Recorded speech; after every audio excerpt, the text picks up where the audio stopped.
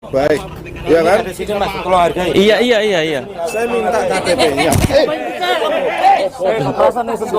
Mas, Makanya. udah sentuhan.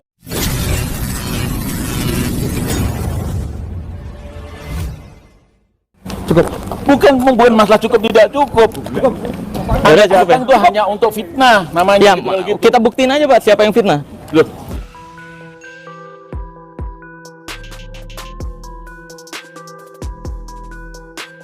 Kedoknya dibongkar pesulap merah, Padepokan Gus Samsudin akhirnya ditutup.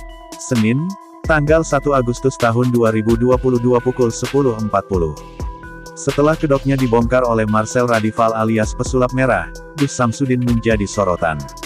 Bahkan, kini, Padepokan Nurzat sejati milik Gus Samsudin akhirnya ditutup.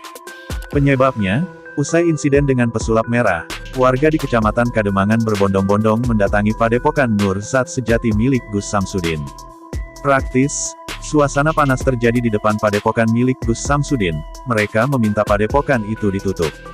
Bukan tanpa alasan, warga resah karena Padepokan milik Gus Samsudin diduga telah melakukan penipuan dengan modus pengobatan ruqyah. Hingga akhirnya, pengobatan Gus Samsudin kini sudah ditutup sementara dan belum tahu kelanjutannya seperti apa.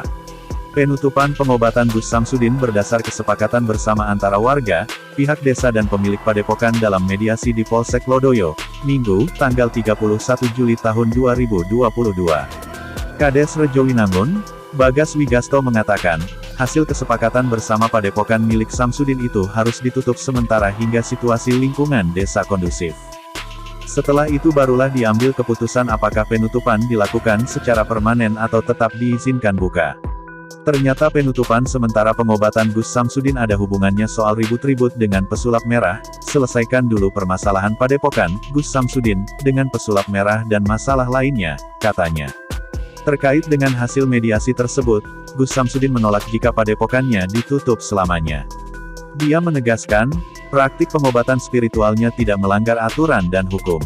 Praktik pengobatan spiritual yang dijalankan kami selama ini tidak menyalahi aturan dan melanggar hukum, kata Samsudin dikutip tribunstyle.com, Senin, tanggal 1 Agustus tahun 2022. Dia juga menegaskan, memiliki surat izin praktik dan tempat pengobatan spiritual.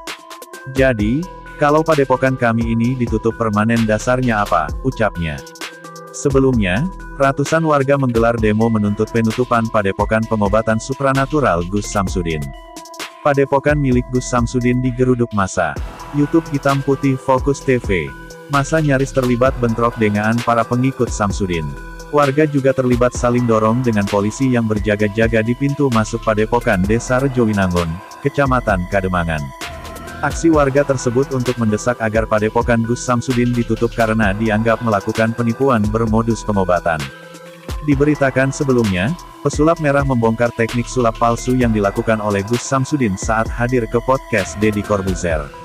Melansir Tribun Kaltim, Marcel Radival mengaku membawa keris istimewa yang kerap pakai dukun dengan sebutan sebagai keris petir.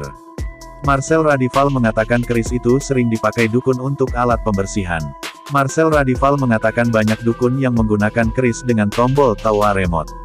Ia mengatakan, biasanya para dukun menggunakan kain warna putih untuk memencet tombol keris itu sehingga orang yang datang ke dukun tidak mengetahui hal itu. Kalau dukun itu biasanya pakainya yang model ada tombolnya, masih versi lama. Itu untuk menutupi tombolnya diikat-ikat pakai kain putih, biar chargernya tertutup juga. Asal dipegang saja, kepencet langsung getar, ujar pesulap merah. Marcel Radival lalu mempraktekkan cara kerja keris petir dengan mengarahkan ujung keris ke bagian tubuh yang seolah-olah menjadi tempat pasien terkena santet. Kemudian ujung keris dibuat menyala sebagai penanda bagian tersebut merupakan titik santet berada. Beberapa waktu lalu, pesulap merah bersama timnya mendatangi Padepokan milik Gus Samsudin. Namun, kedatangan mereka sempat diwarnai cekcok dengan kuasa hukum Gus Samsudin. Penceramah dan praktisi ruqyah, Ustadz Muhammad Faizar mengungkap cara yang tepat saat mencari terapis ruqyah. Menurut Ustadz Muhammad Faizar, memilih terapis ruqyah dapat dilakukan jika telah penuhi 3 asas yang telah disepakati ulama. Nah,